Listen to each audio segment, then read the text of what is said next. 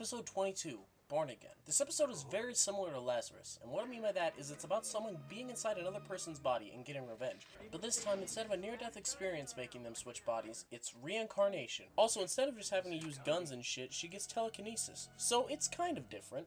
Anyways, let me give you the quick rundown on the story. A little girl is found standing in an alleyway near a police station and says she doesn't know where she is. The police bring her inside to ask her questions and try to figure out where her parents are. A detective goes into the questioning room, and almost as soon as he does, he flies out the window to his death. They question the girl about what happened, and she tells them that another man was in the room. She describes the man to police, and they draw up a picture, and, well, it turns out it's a positive ID on a man who's been dead for years. A former detective killed by the Asian mob. His left arm was cut off, and one of his eyes gouged out. Mulder goes to talk to the girl's mom, and even her own mother tells him that she's a very deranged child. She points him towards the girl's psychiatrist. So Mulder goes and talks to the psychiatrist and basically gets told the same thing. She shows Mulder dolls that the girl is mutilated, left arm missing, and an eye gouged out. Well, the plot thickens. The next person they go talk to is a man who worked with the ghost. He tells him that he's never met him and to fuck off. But surprise, he actually did know him. He and two other policemen murdered him for some money. Knowing that someone is on their trail, he talks to the only other living conspirator and tells them that they need to take the money and run. The other guy tells them that they'll be fine and there's no reason to worry. The next thing you know, the girl is riding the bus and fucking kills him.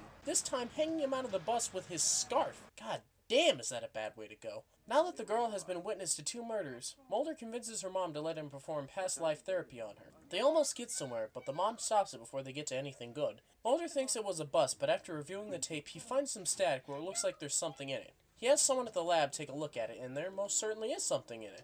A picture. A little scuba man inside a fish tank, the last thing the guy saw before his death. Mulder pieces it together and realizes the guy was drowned in his fish tank and then mutilated after death to make it look like a mob killing. So they rush over to the last guy's house and try to stop her from killing him, but by the time they get there, they're almost too late.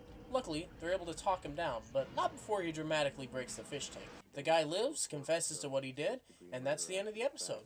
This episode is kind of subpar compared to Lazarus or Shadows. Both do their respective concepts better than this one, and both are actually entertaining to watch, unlike this one. Overall, it's a pretty shitty episode, and I probably wouldn't give it another watch.